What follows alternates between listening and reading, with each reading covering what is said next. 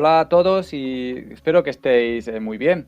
Antes de presentar que me vais a permitir este capítulo, me vais a permitir que me disculpe ante todos vosotros porque la última vez que pudimos hacer un episodio de este podcast, pues hace ya 5 meses largos desde que grabamos el capítulo 1 de este apartado que iniciamos sobre el Mahoma histórico, donde junto con la guía de nuestro querido guiado López Molina, que nos expuso de manera clara una primera parte que trató esas fuentes históricas y biográficas, principalmente de eventos militares de la Sira, de los Magazine, que desde la quinta generación, tras la muerte del profeta Mahoma, empezaron a aparecer con detalles sobre la vida del profeta. Detalles, y de eso va este podcast, sobre las fuentes que tratan la vida del profeta, que estamos intentando analizar para comprender si realmente merece la pena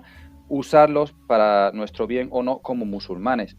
Después de grabar este primer capítulo, el señor guiado nos prometió volver para grabar un segundo capítulo sobre los hadices, pero que por cuestiones personales, la verdad me ha sido imposible hasta hoy sentarme delante del micrófono con el ordenador para poder hacerlo. Pero el caso es que aquí estoy y ahora sí os puedo dar la bienvenida al capítulo número 15 de Decorando. Obviamente, este capítulo no tendría sentido ninguno sin la presencia de ese capitán al mando que tenemos ahora mismo en este podcast, el señor Guiado López Molina, al que, para no perder más tiempo, le damos la bienvenida ya. Querido hermano, ¿qué tal estás? La paz con Dios, don Javier, pues estupendamente bien y con el mismo ánimo que hace 5 meses. Eso Si no más. te lo agradezco mucho, de verdad, muchas gracias por volver a aceptar No, mi gracias a ti, que invitación. esto lo hago encantado de la vida. Y la verdad es que no puedo esperar para conocer lo que nos tienes que contar sobre este tema que de verdad a mí me apasiona, aunque no lo conozco tanto como tú, por eso de verdad que es un privilegio tenerte aquí. En el primer capítulo un poco nos desglosaste las fuentes militares de campañas que habían hecho, en las que podíamos ver dichos y hechos Sí, del profeta. la fuente sobre la biografía del profeta y la fuente sobre las Ujú, campañas militares. ujú. Claro, que todo esto, digamos, a veces son las mismas fuentes, pero digamos sobre facetas distintas. Claro, en esta ocasión lo que vas a hacer es lo mismo, pero sobre esos archiconocidos hadices, ¿no? Hadices que son conocidos por todos los musulmanes, llegando a ser, de hecho, para muchos, una fuente religiosa casi al mismo nivel del Corán. Nosotros aquí no vamos, creo yo, que a juzgar esto, porque ya sabemos, os sabéis nuestra opinión. Sencillamente nos gustaría que nos explicaras, como historiador y analizando estos textos y autores, qué podemos sacar de información, qué es lo que nos interesa en estos capítulos sobre la vida del profeta y si es realmente posible creerse o no lo que nos dice. Ya sé que esta pregunta podemos estar hablando sobre esto muchísimo, pero bueno, aquí te dejo tu capítulo sobre los hadices para que nos, la verdad, ilumine si es posible la carrera de los hadices. Bueno, es el archiconocido hadices no porque se conozcan los hadices, porque la práctica totalidad de los musulmanes no conoce ni el 99% de los hadices, conocen unos cuantos. Lo que vamos es analizar cómo se obtuvieron o cómo se registraron o cómo se transmitieron las compilaciones de hadices que Uh-huh. nos han llegado hasta ahora. Uh-huh. Entonces hay que hablar de de las fuentes de la literatura de dichos y hechos del profeta, que son los hadices, el hadice del profeta. Pues hadiz puede decir un dicho y hecho de cualquier otra persona contemporánea del profeta, pero estamos hablando de los comportamientos, hechos y omisiones y palabras del profeta. Porque esto se separa totalmente de lo que es lo que vimos anteriormente, que es Bueno, dichos que se encuentran. se distingue porque a veces, claro, digamos porque es la materia, es decir, como yo puse el ejemplo de Napoleón, una cosa serían las Sí. campañas militares de Napoleón y su acción política, serían los Uh-huh. magazis, otra Uh-huh. cosa son la biografía de Napoleón Bonaparte desde que es chiquitito hasta que muere en Santa Elena, bueno, muere, es asesinado, envenenado por los ingleses, pero bueno, de eso no vamos a entrar, y luego serían los dichos y hechos de Napoleón como si fuesen fuentes de derecho, que es lo que aquí nos corresponde. Evidentemente con Napoleón no se hace eso, pero sí se hace Ujú, con Mahoma o con Muhammad. ujú, Entonces, ujú, vamos a verla si entra mucho en valor, pero valorar simplemente por las fuentes. Cómo, de dónde parten las fuentes de transmisión y los recolectores. ujú, Y hasta que se establecen en los famosos recolectores que la escolástica pues reconoce como que hicieron las grandes recolecciones, señala que con rigor, ujú, porque siempre se señala que bueno, que ellos se pusieron unas normas, ujú, pero claro, una cosa es que tú te pongas unas normas y otra cosa muy diferente es que las cumplas. ujú. Esto es como las Porque normas. que lo hayan recogido con más rigor no quiere decir que sean más fiables, Aparte supongo. de que sean fiables, primero, exactamente, tú puedes recoger una fuente con rigor. Otra cosa es que eso sea fiable, porque claro, tú lo Claro, recoges a alguien que dijo alguien, que dijo alguien, y claro, digo, bueno, al final falla al principio o falla claro, en medio. claro. Bueno, pero también hay una cosa, que incluso el recolector, va a poner Ben Ismael el Bójaro, que dijo que bueno, que puso unas normas en la COPE. Otra cosa es que él las siguiera realmente, porque Ujú, un siglo y medio más tarde, al-Hakim Nisauri, que Hakim es un título, pues sobre el año 1000 aproximadamente, si al-Bójaro aproximadamente se dice que empezó a escribir su obra y la publicó, la primera edición, porque luego la editó, sí. sobre el año 850, pues Mm, voy a poner números redondos para si la gente se queda, 150 años más tarde, año 1000 aproximadamente, 1001, 1002, sí. al-Hakim Nisaburo, eh, otra recolección en la cual indicaba cómo varios hadices recogidos por el Bójaro, o sea, cumpliendo las normas del Bójaro, Bójaro no cumplió esas normas. Ujú, Algunos hadices lo tuvo que haber aceptado y no los aceptó, pero siguiendo las ujú, normas que él mismo supuso. Pues no se sabe por qué no lo aceptó, cuando si seguía los requisitos que él establecía tenía que haberlo puesto, y otras en las que no tenía que haberlo aceptado las puso como hadices veraces. Por lo tanto, sí, siempre lo digo, es como las leyes o como sí, sí.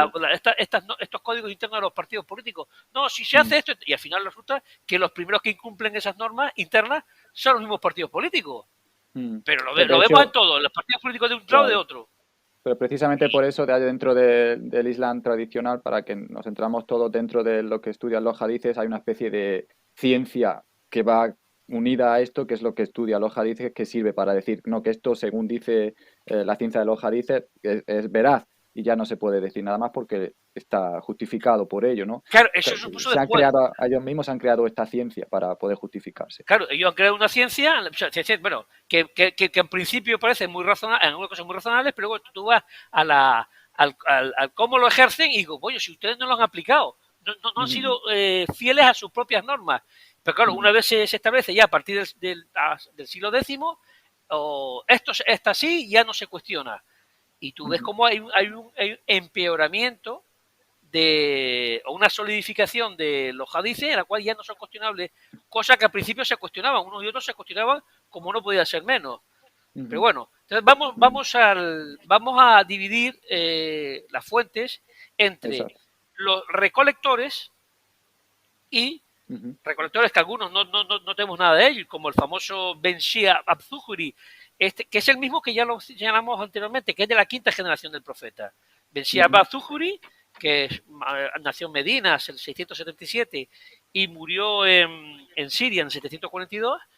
ujú, Este es el recolector que vivía en Resafa. Resafa es una ciudad del norte de Siria, que entonces era la capital del Imperio Omeya. Ahí estaba el califa Isham. Ben Si Zuhuri trabajaba para este califa, en la corte del califa, y él ujú, y este Hassan Fahar al-Maliki, este erudito de Arabia Saudita, que bueno, que es muy crítico, bastante crítico, él lo señala como, digamos, la fuente principal de la cual el tronco donde parten los demás recolectores. Pero claro, ujú. pero lo importante es señalar no solamente cuándo nació y cuándo murió. Por supuesto, la cronología es fundamental.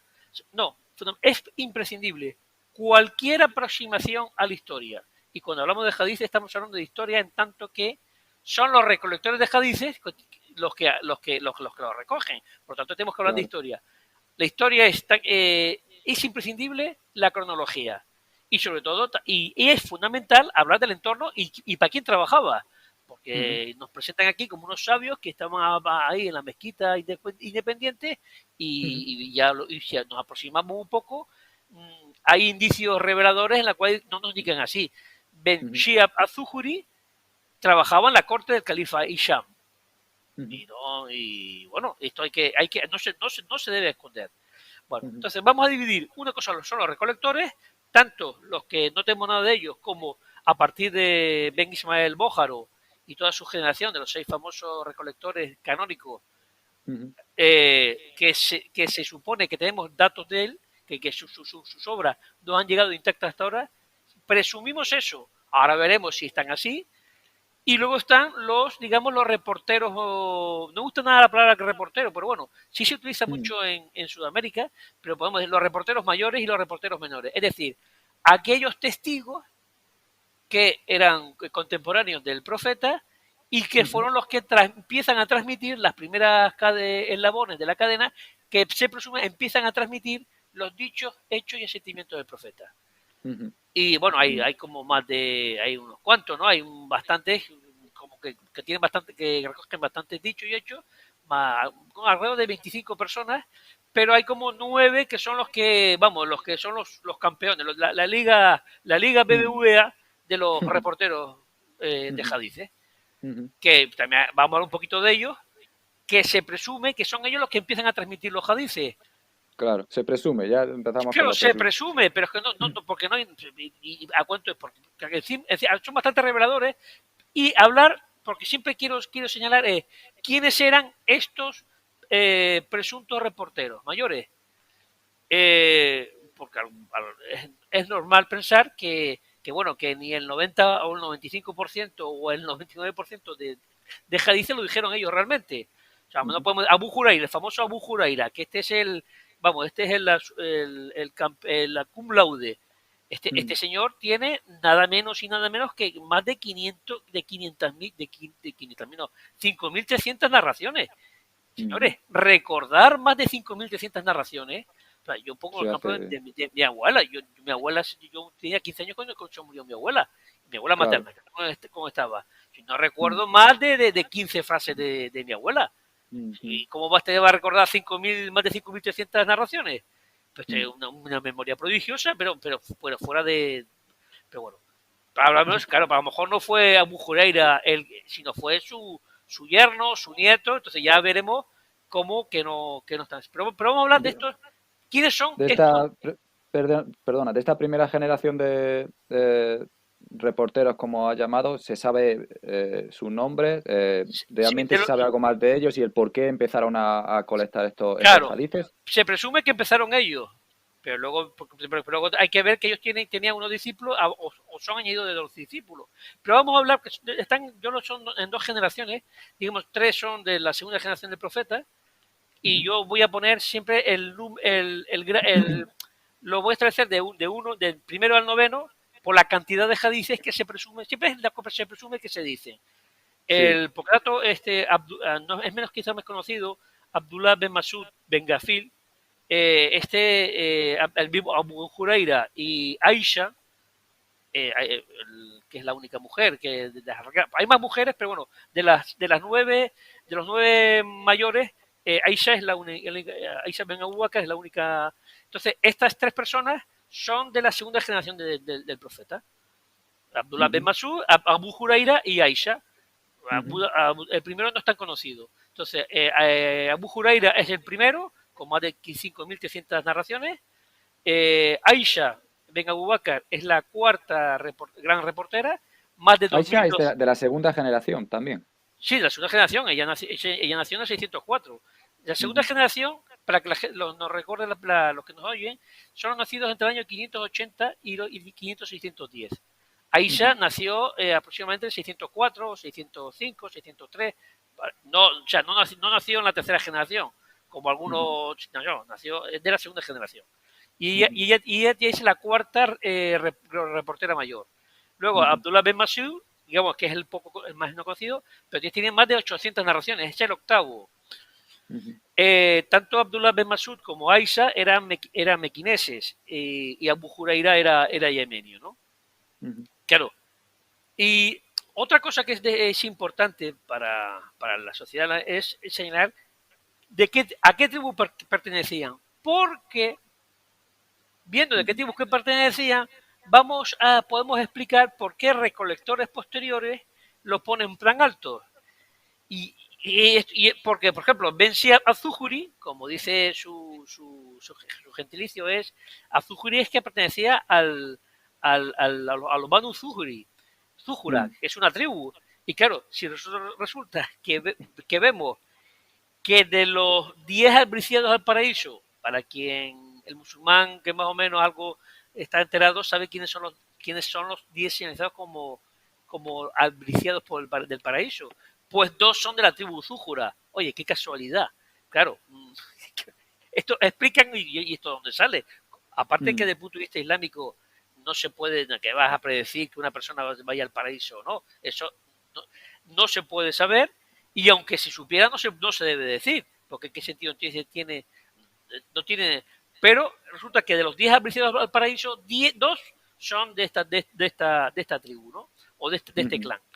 Claro. Azújura, ay, qué casualidad, como Ben Shiab Azújuri, uy, bueno, entonces vemos Ujú, los tres reporteros de la segunda generación y luego vemos ujú, los otros 6 de la tercera generación.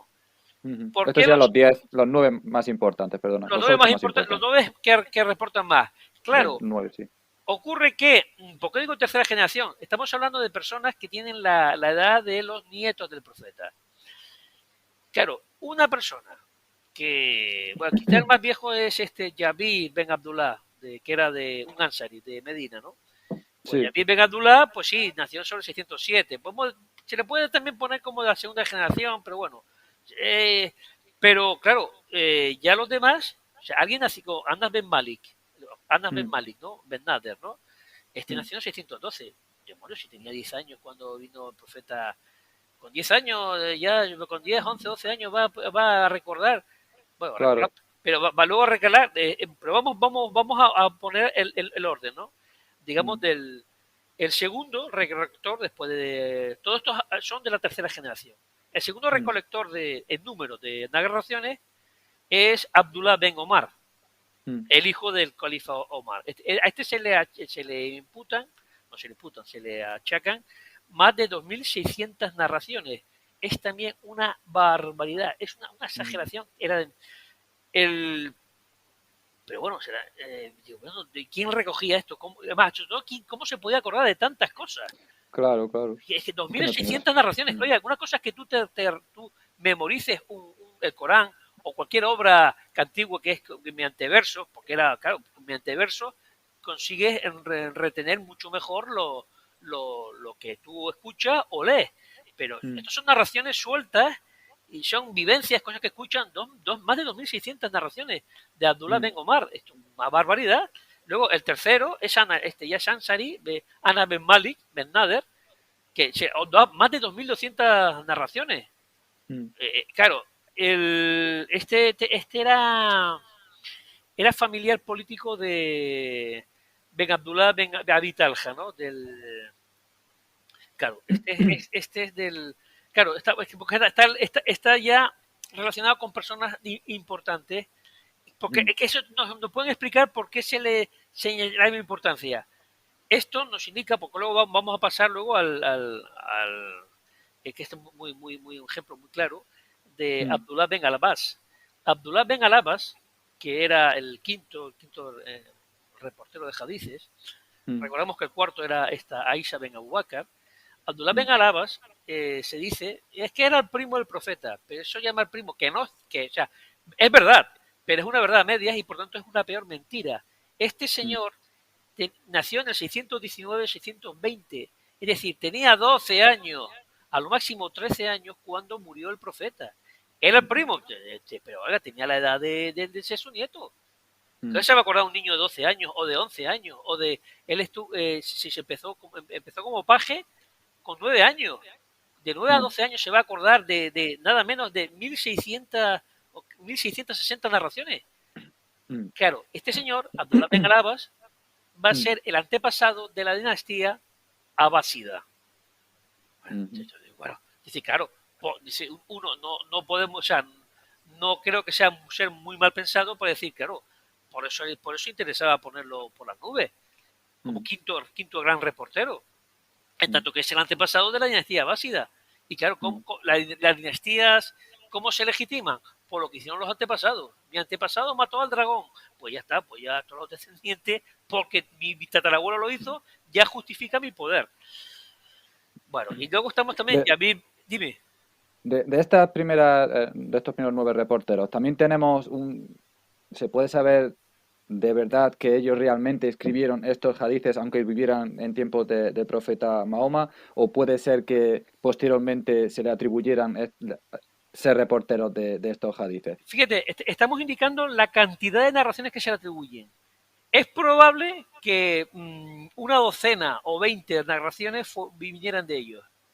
El resto, señores, los que acabo de señalar eran muy jóvenes para recordar, vamos, ni la 10ª parte de lo que se le atribuye. O sea, simplemente por lógica. No estoy. Claro. Abu Huraira no, pero Abu Huraira sí, era una persona que era mayor, sí, era mayor. Pero es que él era yemenio, él apareció por Medina alrededor del 626, Claro, 625. Claro. Y claro, es que o sea, no vivió la lo que suele explicarse es que bueno, él no lo escuchó directamente, sino lo escuchó de otra persona. Entonces ya es el segundo eslabón. Claro, pero aún así, pero ya veremos que algunos, si nos da tiempo, ya veremos como algunos transmisores, claro, estaban ligados de alguna a Abu Huraira y vamos, 5.300 narraciones, mira, ni 5.000 ni 500, no, eso es prácticamente imposible que pueda recordar ni siquiera 500.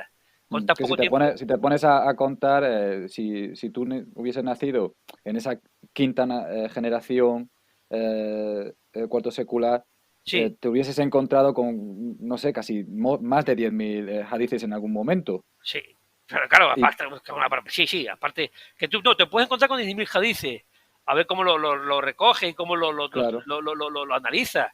Pero pero claro, lo que uno está viendo es que luego qué personas están ligadas a los luego transmisores y por qué incluso a veces por qué se desechan algunos y otros se recogen o otros simplemente, digamos, no es que, a ver, muchas veces, lo explicaba Carmen del Río, ocurre que hay dichos y hechos populares o de una cultura, dichos y hechos de Siria, por ejemplo, de Siria del Sur. Entonces, bueno, a lo mejor tú no lo ves interesante, pero si lo pone que lo dijo el profeta, eso parece que se asienta. Dice, a quien madruga, Dios le ayuda. Por ejemplo, una frase castellana. Pues ya está. Pues esto lo dijo el profeta. Lo pones con lo dijo el profeta y como parece que no hace daño, pues lo dijo el profeta y manda. El profeta no dijo nunca eso. O si lo dijo como lo decía mucha gente. Algo que se escucha y se repite porque se escucha en la cultura popular. Bueno, bien, entonces vamos ya con... También voy a señalar, y que es importante, los famosos 10 albriciados del paraíso, los Asahara al-Mubasarun, porque es interesante saber quiénes eran estos 10 señalados como tal, porque claro, hay hadices que dicen que se dijo, que el profeta anunció que esto iban que tenían el paraíso seguro, porque qué curioso que todos eran mequineses, y de la tribu Quraysh, oye, qué casualidad, los 10, no hay ninguno de Medina, ninguno, todos eran mequineses. Bueno, pero por supuesto, los califas estos, Abu Bakr, Uthman, Omar y Ali. De esos son todos. Y luego, pero hay otros 6, creo que son personajes destacados como Abu Ubaida al-Jarrah. Este murió antes de la muerte de Omar, fue el gobernador de Damasco, de la tribu Fihir, claro, Abu Ubaida de la tribu del clan Fihir. Luego este hombre, Abdurrahman Ben Auf, de la tribu Zuhura, la misma tribu que Ben Shiab al-Zuhuri. El otro era Saad Ben Abi Waqas, de la tribu Zuhura. Oye, 2 de la tribu de Ben Shiab al-Zuhuri. Qué coincidencia. Y luego tenemos a Zubayr, el del turbante amarillo, a Lawan Asad, que es uno de los que se alzó contra Uthman y se alzó contra Ali, y Talha, que era el primo de Aisha, Ben Ubaidela, que este era el primo de Aisha, que también se alzó contra Uthman y se alzó contra Ali. Que vaya, pues eso son un partido de interés. Claro, son dos enemigos de Ali. Enemigos de Uthman, pero enemigos de Ali. Bueno, entonces, viendo, porque fíjate cómo he recordado estos dos señores de Abdurrahman Ben Auf y Saad Ben Abi Waqas, que son de la misma tribu que se vencía a Zuhri. Yo, o sea, cuando tú trabajas para el poder también te concede algunos privilegios. Te concede que tú puedas, digamos, también poner a los tuyos por las nubes. Si tú pones a mí por las nubes, pero también pones a los que tú quieras, siempre que no contradizcan mi legitimidad. Es que no encuentro yo a cuánto... algunos nos pueden acusar de estar elucubrando, pero es que es tan aberrante pensar. Siempre considera que el profeta anunció que 10 compañeros suyos tenían el paraíso seguro, como yo puedo decir, oye, pues ya, ¿cuánto de qué? Pues en cuanto hay unas razones, claro. Si tú perteneces a la misma tribu de alguien señalado como que estás albriciado por el paraíso, pues eso desde el punto de vista dinástico de la linaje se realza, porque lo importante no es lo que tú hagas o tú estás desarrollando en ese momento, sino que tu antepasado hizo esto algo que era muy meritorio. Y claro, todo se orienta una y otra vez a que como tú eres descendiente o miembro de una tribu que en el pasado hizo tal cosa, en vez de que no te sirve tanto de estímulo, sino como de justificación de tu poder actual.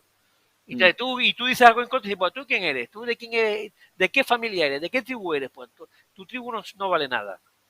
Bueno, entonces volvemos a este señor que es de la quinta generación. El famoso Ben Shiab az-Zuhri, que ya todo el mundo se está enterando de a qué tribu pertenecía. Sus patrones fueron dos califas omeyas, Omar II, Ben Abdelaziz, y su primo y cuñado, porque eran primos y cuñados, Isham Ben Abdelmalek. Abdelaziz y Abdelmalek eran hermanos, y bueno, Abdelmalek tuvo 4 califas, y Isham va a ser el último, y el califa más importante, y Omar II, Ben Abdelaziz, era cuñado y primo de estos cuatro califas, que yo no voy a señalar porque si no vamos a liar.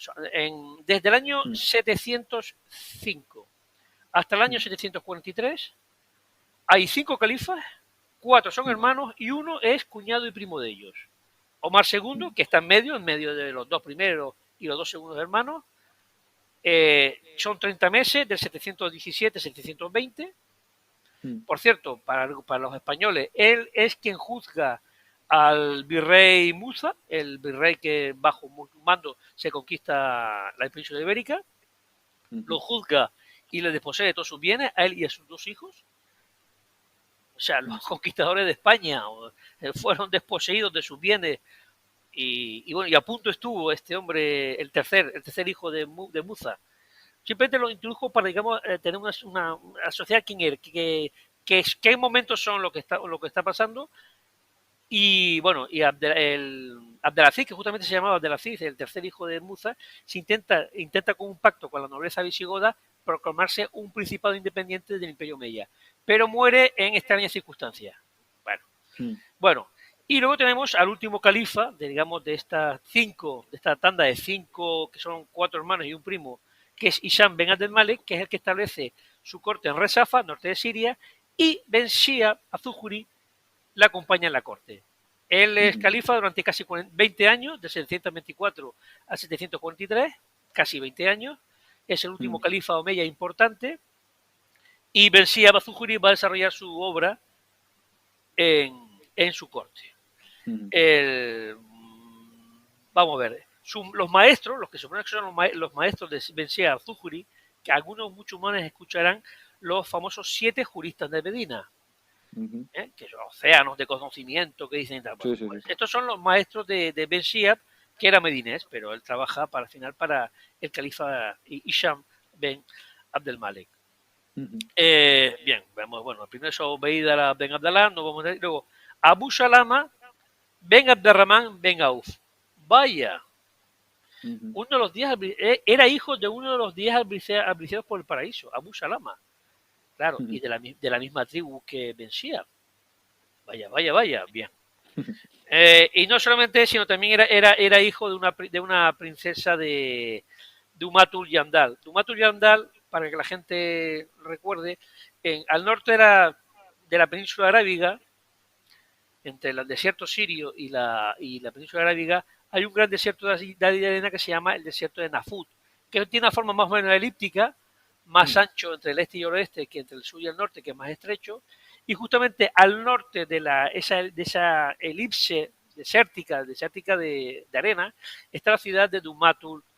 Y claro, era un punto importante de caravanas entre Mm. Irak y Siria, o sea, entre el Mediterráneo y el Golfo Pérsico, y también Mm. es cuando ese desierto de Nafut se atravesaba de norte a sur, claro, por la elipse, si vemos una elipse de norte a sur, y Dumatul estaba justo al norte de esa elipse.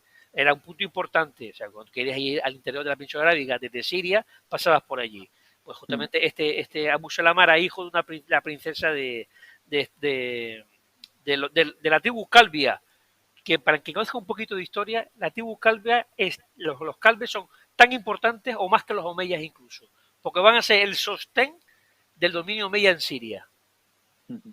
Esto lo vemos aquí y en España. Los tribus calves simplemente era establecer quiénes son los personajes que van a Sí. transmitir o se va a basar bien sí, bueno. Y Mm. luego, bueno, está también, y luego está otro maestro de los 7, que es uno de los 7 maestros, está Said Ben al-Musayyib. ¿Y quién era Said Ben al-Musayyib? Yerno de Abu Huraira. Mm. ¡Hombre! Eh, Bien, ya nos vamos con Bab. ¡Uy, qué bien! Yerno de Abu Huraira. Bueno, no, ujú. ya vamos viendo de dónde viene la cantidad enorme de Mm. narraciones de Abu Huraira. Mm. Y luego está otra persona que es Urba Ben Azubay. Ben Azubay, le digo yo, el del turbante amarillo, para así la gente se queda un poco. Vaya, Mm. ay, hombre, este es hijo de Asma Ben Abu Bakr. Asma Ben Abu Madre Bakr es mía. la hermana de Aisha, la hermana de 10 años tiene Sí, mayor que. Y, sí, sí. por tanto, sobrino de Aisha. Y Urba Ben Azubay era hermano del califa antiomeya Abdullah, el que se proclamó califa en Meca y Medina contra los omeyas, que al principio casi todo el mundo lo aceptaba. Pero luego, Mm. bueno, bueno, los omeyas reaccionaron gracias al apoyo de la tribu Calve y al final los derribaron. Mm. Bien, entonces, Bencía Bazújuri, ya hablamos de esta quinta generación de profetas, he Mm. señalado 4 maestros, 4 de los 7 juristas de Medina, ¿no? Aparece como transmisor oral de unas 3.500 narraciones Ujú. en las 6 colecciones canónicas de hadices, que yo hablaremos más tarde. Mm. O sea es de. Vamos, y también aparece como un quinto, o sea, de los relatos ya mucho menor, Malik Ben Anas, en su Almahuata, recoge mucho menos hadices, pero una quinta parte de estos relatos Mm. de Malik lo recoge de Ben Shihab Zuhuri. Mm. Bien, pues Malik Ben Anas es posterior, pero, bueno, pero Mm. tiene conocimiento de la obra de Ben Shihab. Mm. Yo voy a poner una carta de Al-Lais Mensad, el Calgasandio. Al-Lais, Calgasandio Sí. es una localidad de Egipto, Ujú. que él también fundó una escuela jurídica, pasa que desapareció. En una carta, una presunta carta a Malik Ben Anas, Mm. los dos fundaron 2 escuelas, la de Malik pues sobrevivió en la escuela Maliki y la de Al-Lais no sobrevivió. Al-Lais encontraba dijo, un mar de incoherencias en Mencía Zuhuri. Vamos, Ujú. si contemporáneos lo cuestionaban, como digo yo, si se cuestionaba entonces, ¿por qué no lo vamos a cuestionar nosotros? Mm. Aunque no se hubiese cuestionado, también debemos nosotros pensar por nuestra cuenta y Mm. ver darnos y verlo cómo se van obteniendo, quién los va transmitiendo Mm. y a qué están escritos cada. Digo las tribus Mm. porque las tribus es importantísimo, tanto por tu pertenencia como muchas veces cuando tú eres un esclavo y te libera una tribu. O sea, y quedas bajo la protección de esa tribu. Parece que está muy bien la protección, pero la protección tiene sus contraprestaciones. proteger significa que también debe servir a quienes te protegen. Y esto hay que tenerlo en cuenta. Sí.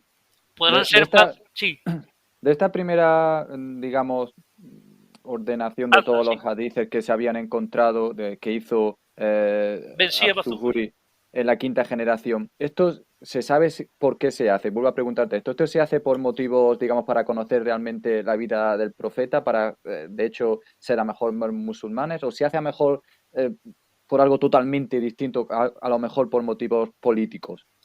Puede, a ver, puede que los hayan con ese motivo, puede que no, puede que parte y parte. Tú cuando recoges dicho y hecho, Mm, mucho es para, digamos, recoger refranes populares. El refrán que puse antes de a quien madruga Dios le ayuda, pues, sí, oye, no es un mal refrán, te da una enseñanza positiva. Y hay mm, muchos hadices que te indican claro, una sí, sí, moraleja. O sea, no, claro. nosotros nos vamos de un extremo a otro. Hay que tener, pero saber que esto no lo dijo, que probablemente esto no lo dijo el profeta. Y si lo dijo como lo decía cualquier cosa, Como decía, de claro, confirmar un dicho que está de acuerdo. claro. Y nada más. Y no, Mm. porque es con ya un poco, es posterior, ya un siglo posterior, o 70 años de cuando ya empieza con Al-Safiji, ya Mm, se quiere recoger que los hadices sean como algo, una enseñanza religiosa en la cual tú estás más o menos obligado a claro, seguir. claro. Eso, por eso era la pregunta, que si quería imaginarme si en esta quinta generación el motivo de recoger estos hadices es porque la gente de esa quinta generación quería saber detalles, o por ejemplo, de cómo se peinaba, qué larga tenía la barba, Sí, cómo comía, para después seguirlo, porque supuestamente eso sí, te hace más cercano al sí, profeta, como claro. él vivía y cómo vivía la Claro, religión. ¿Si ese es el motivo o no? claro, no, él, a ver, de Azúcar no sabemos nada y no sabemos tampoco cuál es él, porque él no anunció nunca qué motivo. Generalmente se dice, Vale. no, es para conocer cómo era el profeta. Entonces, bueno, no pasa nada. Dice, puse el ejemplo de Napoleón. Vamos a conocer cómo Napoleón se ponía el brazo en la mano entre los botones de la camisa. Y Mm, dice, bueno, no viene mal, pero eso es de obligado seguimiento para los bonapartistas. Pues te mm, digo que ningún bonapartista te va a decir, que no. bonapartismo es un movimiento político de Francia, donde te va a decir que había que seguir eso. El Mm, asunto es como, claro, pues te empiezas tú a señalar muchos detalles que muchos no tienen importancia y o son insignificantes, pero si luego viene alguien a decir que eso es de obligado de seguimiento, y es cuando tenemos el gran problema. claro. Entonces, sin entrar ahora en si la intención de Ben Shihab al-Zuhuri era que se siguiera o no, él recogía muchísimos dichos y hechos. Ujú, Fíjate que hemos señalado que por ejemplo, los 10 albriciados del predicio, que si dos eran de la misma tribu de Ben Shihab al-Zuhuri, y de hecho uno de los maestros de Ben Shihab al-Zuhuri era hijo de Abdurrahman Ben Auf, de la tribu Zuhura, o de la clan Zuhura, pues el hecho de tener un hadith, pues claro, estos 10 apreciados, no, o sea, ¿a qué les sirve a los musulmanes? No van a seguir nada. Dice, mm, ¿qué enseñanza van a seguir? Ninguna. Esto simplemente es para poner a estos 10 por las nubes. Esto beneficia a estas 10 figuras. Y beneficia a las tribus o los clanes a cuál pertenecen estas 10 figuras. Porque o sea, ¿qué utilidad tiene ningún musulmán de cualquier época que hayan 10 señalados por el profeta como que tienen el paraíso seguro? mm, Ninguna. Pero mm, si dos son de una tribu, los descendientes, o los que son miembros de esa tribu o clan, pues van a tener una posición en sociedades dinásticas donde lo que importa es el linaje, pues van a mm, tener una posición más alta. mm, Oye, que yo soy de la tribu de Abdurrahman o de Abu Ubeida.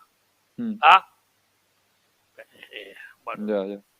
bien, entonces, ya pasamos luego, porque, bueno, esto sí, sí, que toda la obra de este hombre se perdió, porque ya sabemos, al final, lo sabemos, la gente no lo sabe.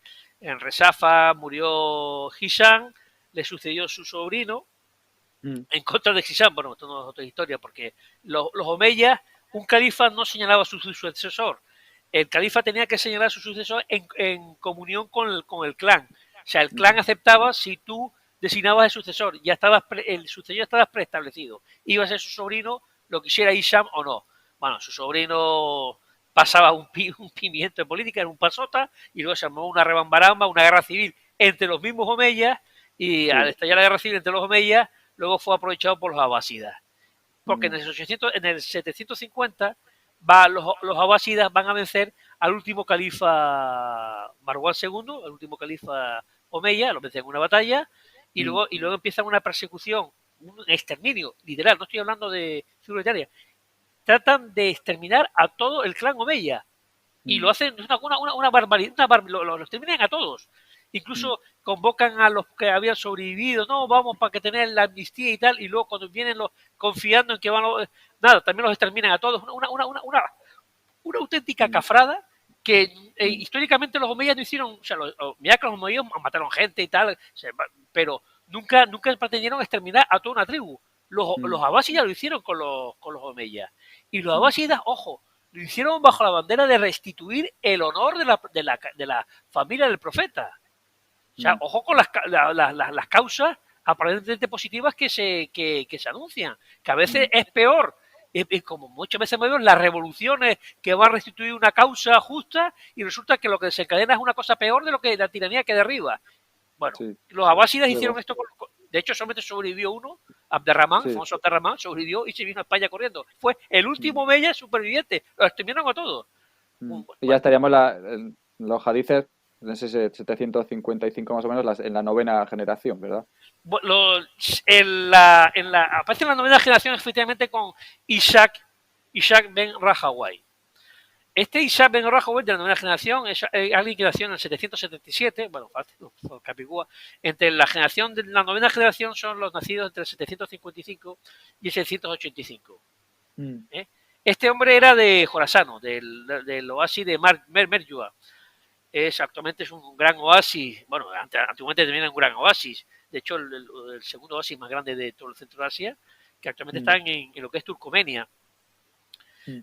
Bueno, es el oasis donde acaba el río de los Pájaros. El río de los Pájaros, en la cuenca alta, estaba en una región de Afganistán donde estaban los españoles hasta hace poco, en la cuenca alta del río de los Pájaros, y la cuenca baja es el gran oasis, porque el río, digamos, se abre un delta en el desierto y forma un oasis enorme. Bueno, pues este nació aquí, era jorasano. Si sabemos un poquito algo de los abásidas, la base principal de los oasis, donde empieza la rebelión, es el oasis de Merjua. En general, el Jorasán es todo lo que es la parte este, el lejano este del imperio. Fue compañero de estudio de Ahmed Ben Hanbal, y bueno, él tiene unos maestros, que no quiero que, bueno, para no liarnos de nombres, él tuvo unos maestros, entre ellos, este Ben Ishaq Ben Rahaway fue reverenciado por todos los recolectores de hadices como el príncipe de los creyentes en hadices. Ben Ishaq Ben Rahaway va a recoger la obra, aparentemente va a recoger la obra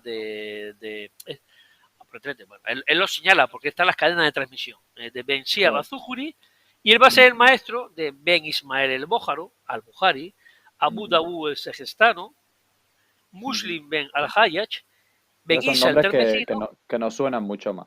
Que nos suena. O sea, de los seis grandes recolectores de hadices, va a ser el maestro de 5. Menos el Caswinio, Ben Maya el Caswinio, va a ser, bueno, Ben Maya el Caswinio es de Caswin, es una ciudad que está en la parte occidental de Irán. Es Jorasán, pero es como algo intermedio. Estos 5 que son, va a ser los discípulos de Ishaq Ben Rahaway, los 5 ya son de la parte de Jorasán, más del este. Sí. Va a ser el maestro de estos 5, el príncipe de los creyentes en hadices. Este hombre, aunque nació en Merjuas, él tuvo, era un hijo de, hay que decir que muchísima gente de Merjua eran iraquíes que habían sido hijos, nietos, bisnietos de iraquíes, digamos, exiliados o deportados por los gobernadores omeyas. Sí. Porque, claro, eso es importante porque dice, claro, si se eran en Merjua, no solo son tayikos, para entendernos, no son solamente iranios, son también árabes establecidos allí y muchos por la fuerza. Y claro, les guardaban un rencor un rencor tremendo a los omeyas. Bueno, pasa. Bien. Ojo, y Isaac también va a ser el maestro de Ben Idris Asafei, el que las cartas, el que en sus cartas va a justificar luego el dominio de los hadices. Ujú. Bueno, bien, tampoco hay ninguna obra directa de él. Entonces parece que eran transmisiones, gran parte de transmisiones orales. Los escritos que él tenga él no se conoce nada, pero sí que va a ser una cadena, uno de los eslabones en la cadena de transmisión que van a recoger los recolectores de hadices más famosos.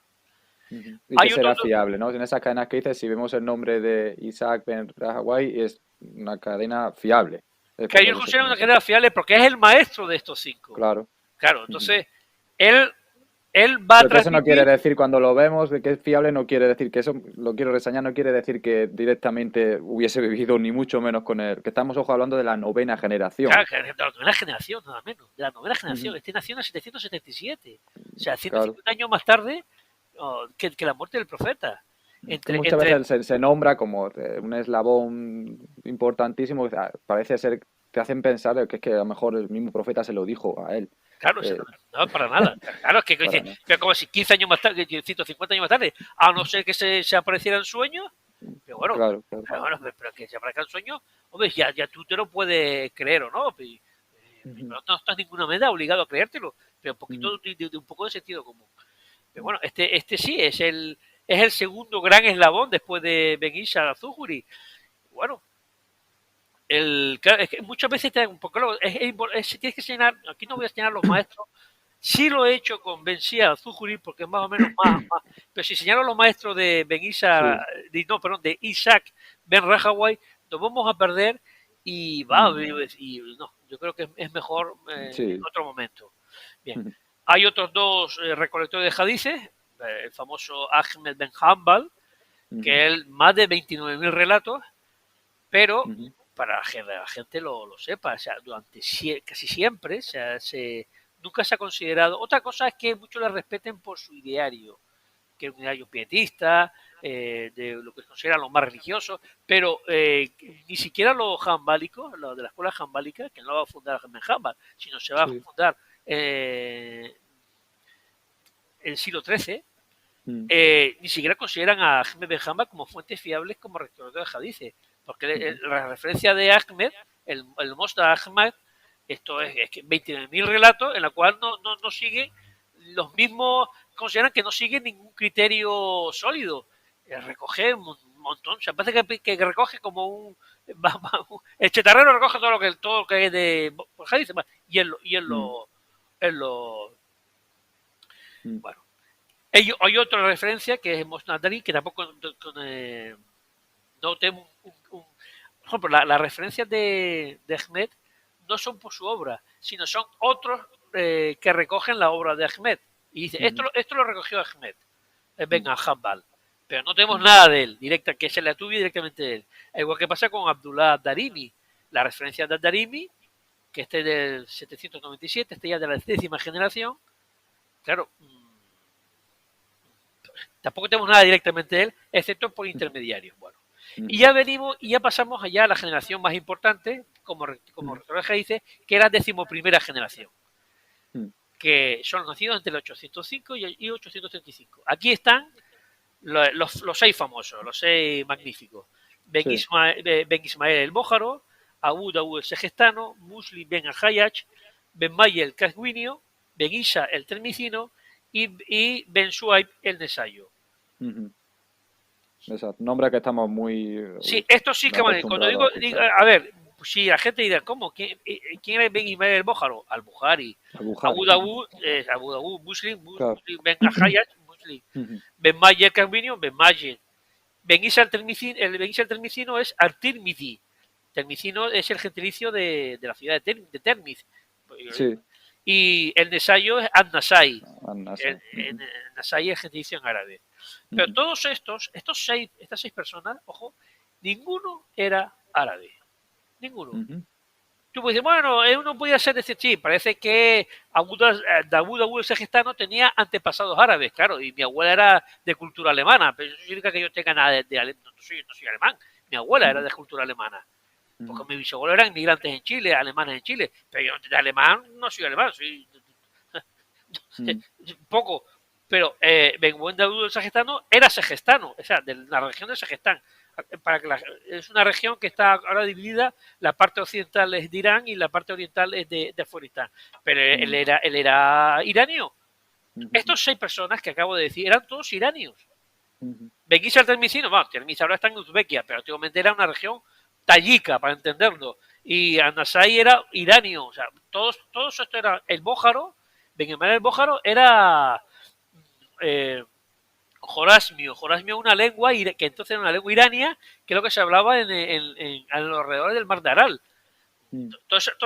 Claro, pasa que luego, siglo más tarde, todas estas regiones fueron turquificadas por acciones turcas, o lo que hicieron que poco a poco fueron, que ya la gente abandonara bueno, ya se turquificaron. De luego, árabes no eran, ninguno de los 6. Y claro, la famosa, y el más famoso de estos 6, los más famosos son Ben Ismael Bójaro y Mulli Ben al-Hayyaj. Todos son nacidos, insisto, son de la 11ª generación de profetas. El más viejo era Ben Ismael Bójaro, se nació en el 810, y el más joven, el Nesayo, en el 829. O sea, en 20 años tenemos a los 6 más famosos. ¿Qué es lo que ocurre? En el año 850, y de hecho uno último vídeo de Hussein, de Café Halal, habla sobre ello. En el año 850 se produce un cambio ideológico en la dinastía omeya, abasida. Este califa, Al-Mutawakkil, que tuvo como 15 o 13 años como califa, cambia la orientación de los califas de su hermano, su padre y su tío, que habían favorecido a la corriente mutacílica, que la corriente que insiste en la reflexión, no seguirlo todo, sino verlo todo, insiste mucho en que la reflexión y la razón son vicerregentes de la revelación. Y contiene que las religiones decaen cuando el sentimiento y lo irracional predomina y la piedad irracional predomina sobre la razón. Bueno, pues este califa, por razones políticas, por supuesto, es cambio de orientación y se vuelve contra los mutacílicos y apoya a los pietistas. Y los pietistas se basan mucho en hadices. O sea, bueno, Benjamín había estado en la cárcel porque había estado era un mártir, de hecho, Benjamín lo metió en la cárcel por cuestión de ideas políticas, o sea, por sus ideas y religiosas.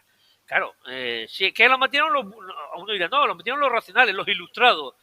No, yo entiendo que no hay que meter a la gente en la cárcel por sus ideas. Si sus ideas están equivocadas, las combate ideológicamente, pero no metieron en la cárcel. Benjamín fue un mártir claro, lo pusieron por este mártir, pues mucha gente lo admiraba porque había sufrido represalias por su idea religiosa. Pero el hecho de que tú seas un mártir de una ideología no significa que tengas razón. Puedes ser un mártir y eso es lo que demuestra que eres alguien convencido, alguna persona pues noble, que comprometida con tu ideología, con tu causa. Eso no significa que tengas razón. Bueno, pues Benjamín se convirtió en un héroe, pero claro, su obra no. Entonces es cuando en el 850 aproximadamente es cuando se señala, quizá un poquito de años, algunos dicen que es cuando aparece la obra de la famosa obra de El Bójaro, la selección de referencias veraces respecto a asuntos del mensajero, sus prácticas y momentos. Eso en español. Si el que alguien dice en árabe, al-Yamia al-Sahih al-Musna al-Mukhtasar min Umuri Rasulillahi wa Sunahi wa Ayasmihi. Bueno, pero es que esto es como los latinajos. A cuento de que un público que hablamos en castellano, hay que decir los nombres en árabe como si parece. Esto me recuerda siempre a lo que decía Fray Luis de León, que criticaba en el siglo XVI a los que soltaban latinajo. ¿Y para qué va a decir un latín? No lo dice en castellano o en español. Y lo en idioma que la gente lo entienda, pero bueno. Bien. Entonces, no sé si nos has podido explicar el motivo, el por qué hubo este giro de localización, de dónde surgían los hadices. ¿Se sabe el por qué empezaron a salir de esta zona de Irán, de Persia? A ver, surgen, evidentemente, surgen de esta zona porque es los jorasanos vuelven a tener una presencia activa cuando vence el califa al-Mamun, Abdullah al-Mamun, cuando vence Sí. a su hermanastro, él lo hace apoyado en los jorasanos. O sea, los jorasanos vuelven a tener o 70 años más tarde, vuelven a tener poder en el imperio.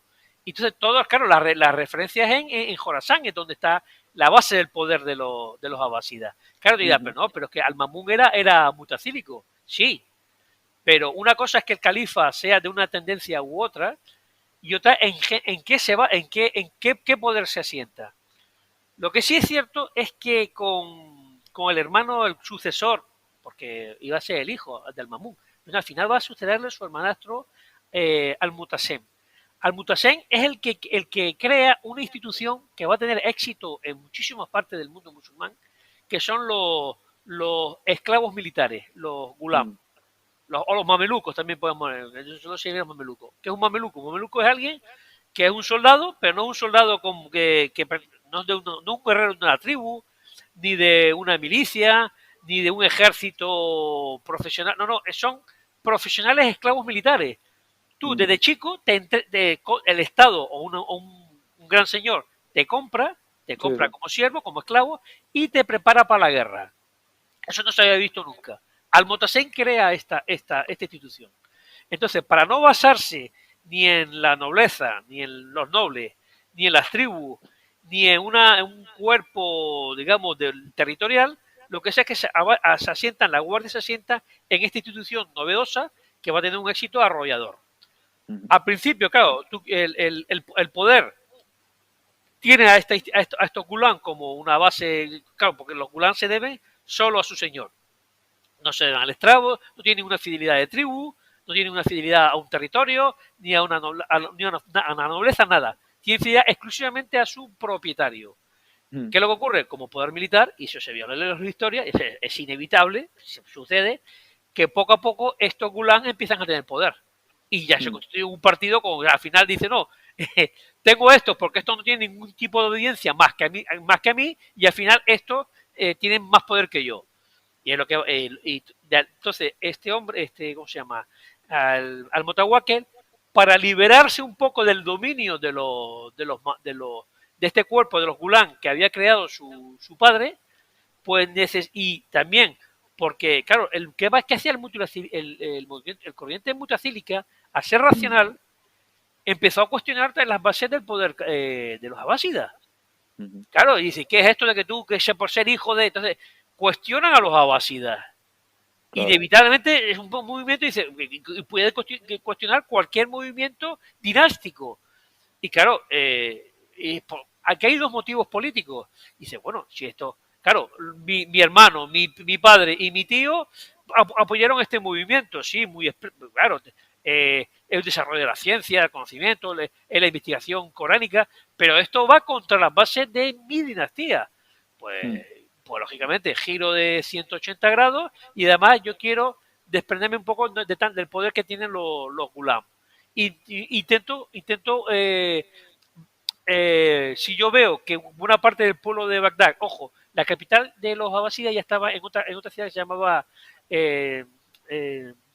Samarra. Pero bueno, pero la gran ciudad era así, Bagdad era la ciudad más populosa. Si resulta que yo veo que muchísima gente, lo que llaman el Islam vulgar, tienen la idea de Ben Hanbal, porque claro, esto de la razón y la reflexión, pero la verdad es que muchas veces el pueblo pues no lo sigue. No digo que no descalifico el pueblo, ni simplemente digo que es así. O sea, el pueblo muchas veces no le vayas tú con reflexiones. El pueblo es algo más inmediato.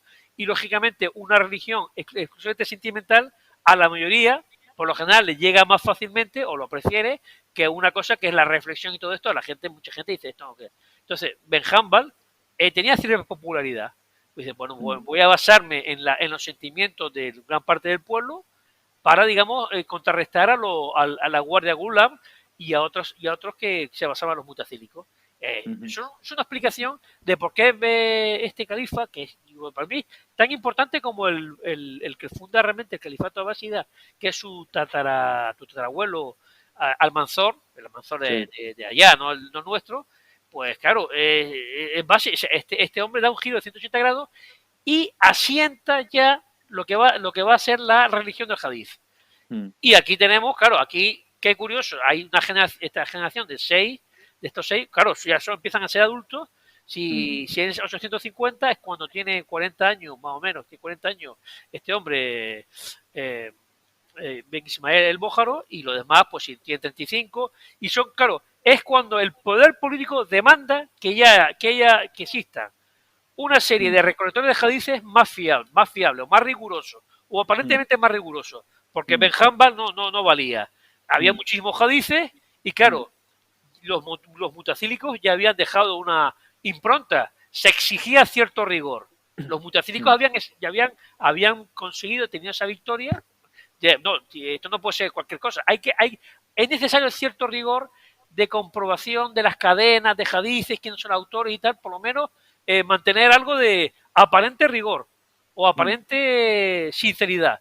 Entonces, bueno, aquí es cuando aparece ya las obras de Ben Ismael, el Segestano, Muslim en Hayá, el Cagüinio, el Termicino y el Nesayo. A lo largo de esos 50 años van a aparecer las obras de todos estos hombres, de todas estas personas. Con unos títulos también bastante indicativos que supongo para la gente que luego lo recibiera eran ilustrosos, ¿no? Saber de que estás leyendo una selección, perdón, de referentes veraces, siempre utilizan esos veraces, incluso la palabra sunna aparece ya. Claro. En uno de los títulos.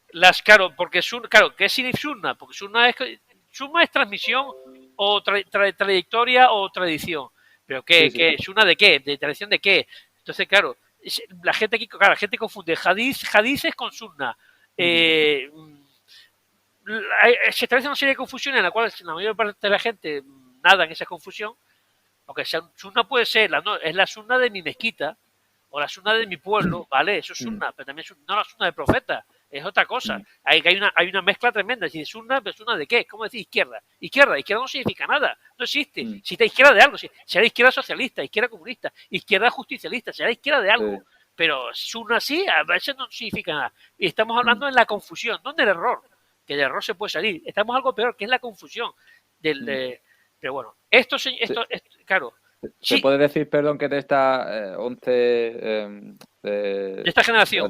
Decimos primera generación, sí. Al ser una nueva, digamos, que se hace una nueva revisión de todos los hadices que tenemos, aunque sean distintas zonas geográficas, así tanto... Aunque son todos de la misma zona, ¿eh? Sí, pero se puede decir que son realmente veraces.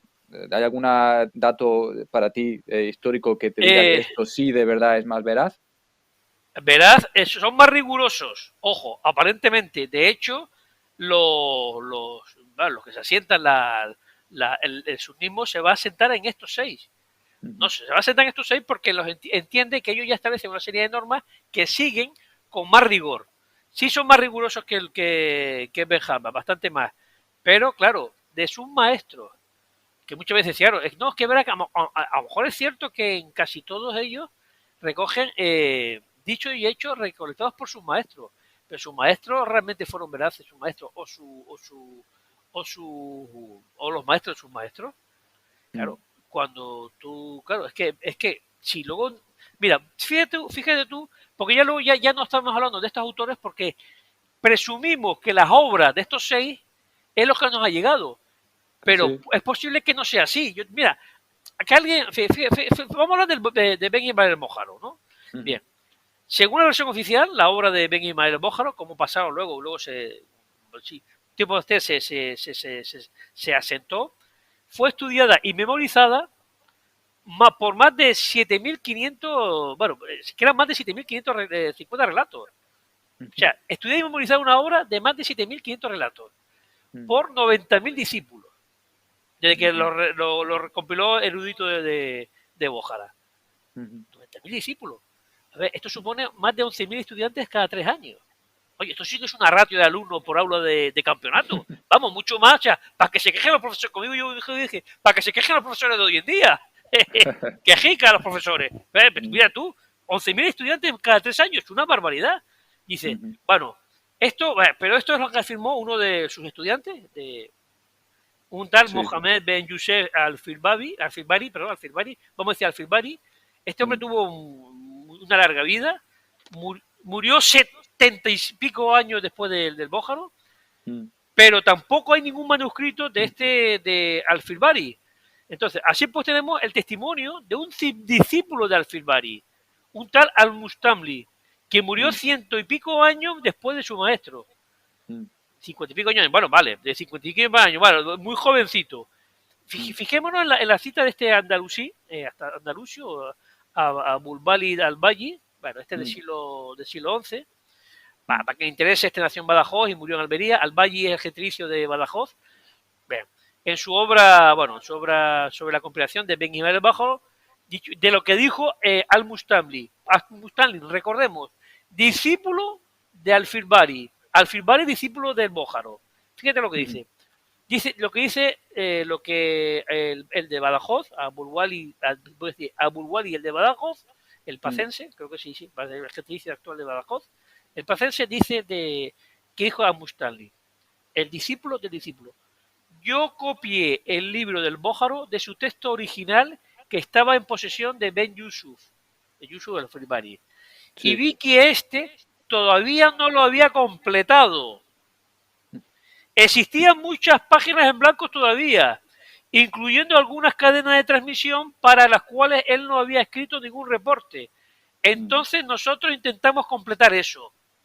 Tócate las narices. El claro. discípulo del discípulo dice Mm, que había páginas en sí, sí, blanco, no solo de sino sobre todo las cadenas de transmisión de los, claro, cadenas de transmisión de los hadices, y mm, que ellos lo completaron. ¿Y cómo lo mm. completaron?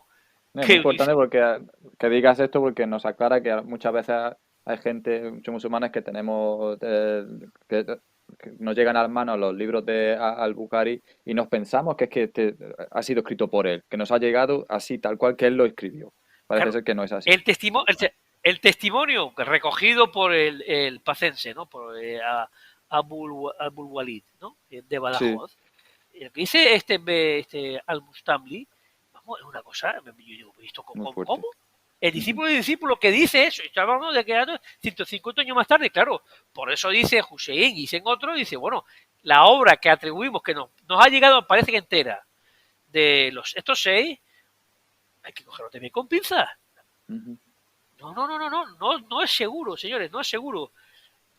Hay mm, obras que sí nos han llegado más posteriores de otros recolectores de hadices, pero ya de un siglo, 2 siglos más tarde. Como mm, yo he citado a este hombre, al Hakim de Nishapur, de Nishaburo, que mm, sobre el año 1001, 1002, 1003, mm, hace una recolección en la cual, digamos, repara o rectifica o enmienda un poquito, no es una enmienda a la totalidad, pero es una enmienda parcial de la obra que se atribuye al Bójaro, mm, donde indica cómo hadices que se supone que tenía que haber recogido según sus normas, no las recogió, y otras que no tenía que haber recogido le dio como veraces. mm, Y bueno, podemos seguir otros, bueno, porque claro, ya posteriores sí que, por ejemplo, hay otro, ya de la decimosegunda generación, este nació ya en el 837, unos 8 años mm, más tarde que el ensayo, Abu Bakr bin Huzaima, ¿no? Este ya es un poquito posterior, pero bueno, es de la misma época. De sí, este solo se conserva un cuarto de relato de su obra, el resumen del resumen, ¿no? Bueno, sí. pero este también tuvo como maestro a Isaac ben Raúya, ¿no? Y bueno, y luego hay otros posteriores de la misma generación, que nació en 844, Abia Wana el Esparaíno, la Ujú, referencia de Abia Wana. ujú, Bien, pero estos ya son posteriores, luego está Soleiman el Teberiano de la decimotercera generación, luego está sí, sí. Benjibán, Abu Hatim Benjibán de la decimocuarta, Ujú, Al-Darakurni, el Teberiano, Soleiman el Teberiano es del lago de Teberiades, esta es una zona ya de Palestina. Este sí sí. era árabe, Soleiman el por todo lo que acabo de decir anteriormente, eran todos iranios. El Ujú, tiberiano es árabe, sí. Este más de, o sea, recoge 9.800 relatos. Una burrada, una ujú, burrada. Este es árabe, de la decimotercera generación, y ujú, Ali el de Al-Qurni, que es de la decimoquinta, este nació en el 918, ya, bueno, 3 siglos más tarde. claro. Este sí es árabe, Ali el de Al-Qurni es de Al-Qurna, es un barrio de Bagdad. Mm, Pero este ya es también muy crítico con los otros. O sea, Ali de Alocuni realiza una crítica a los anteriores recolectores. mm, Y el otro jefe de esto ya decimosexta generación, Abdullah Nesaipuro, el famoso Abu Hakim, al-Hakim, pero al-Hakim es un título, como decir el maestro de maestro de hadices. Este ya hace una enmienda aún mayor que Ali el de la Kurni, mm, sobre todo hacia la obra de Ben Ismael el Bójaro. Bueno, ujú, ya lo siguiente, ya de la ya vamos a la decimoctava generación, y ya creo esto mm, ya salimos de esto ya decimoctava generación, ya son nacidos, ya esto ya son del siglo XI. Bueno, ujú. eh, Esto de la 20ª generación también tenemos sí, por ejemplo, más colectores, ¿no? el Farrar Baxurio de la vigésima generación, Sí, él sí. hace una especie de explicación de la sunna, Mm, pero recuerden que a veces se va añadiendo más hadices y más hadices. Pasan el tiempo y vienen ujú, más hadices. Y indicamos que tú vas recopilando hadices con unas normas que puedes seguir o no, pero es como ya en el siglo, ya con la llegada de los de este pueblo de Asia turco que eran los turcos selyúkidas, sí. estos cuando llegan Mm, sobre aproximadamente el año 1050, vamos a ir de año 750 es cuando se produce los abásidas vencen a los omeyas, 850 es cuando el tataranieto mm, Almanzor, Almutahuaca, hace el giro de 180 grados y asienta, digamos, los hadices. El, ya en 1050 es cuando los turcos selyúkidas invaden Pentalasia mm, y lo hacen con apoyo de gran parte de los ulemas y los juristas sunitas. mm, ¿Eh? Y claro, lo hace con apoyo porque le va a dar un poder, le va a dar una referencia. Ellos, y hay un cambio político y religioso en el mundo, en gran parte del mundo musulmán. Hay que entender que, bueno, entonces hay una lucha política con los bobáyidas, que es digamos que son la dinastía con poder político militar, y esta mm, dinastía no son sunitas, son chiitas, duodecimanos. El gran jefe de los muwáyidas se convierte al ismaelismo, es decir, a la rama religiosa que estaban los califas de Egipto, que eran los fatimíes, y claro, mm, hay una, lo que sí es cierto es que los fatimíes en ese momento no imponían su religión a nadie, en eso eran bastante tolerantes, los muwáyidas eran bastante tolerantes, a ellos les daba igual de qué religión era, siempre que tú ujú, fueras pagaste tus impuestos y cumplieras tus obligaciones con el Estado, ellos no se metían en la religión, pero claro, los ulemas querían, lógicamente, querían tener su chiringuito, como dicen ahora, los chiringuitos sí. tal, y que el Estado le aporte, dice, pues tienes que seguir a esta gente, si no, tú no puedes considerarte musulmán y después, entonces, claro, los conquistadores turcos selyúkidas, recientemente islamizados, pues les interesa tener un apoyo local en una Ujú, institución y le da poder a esa institución, que mm, son los ulemas.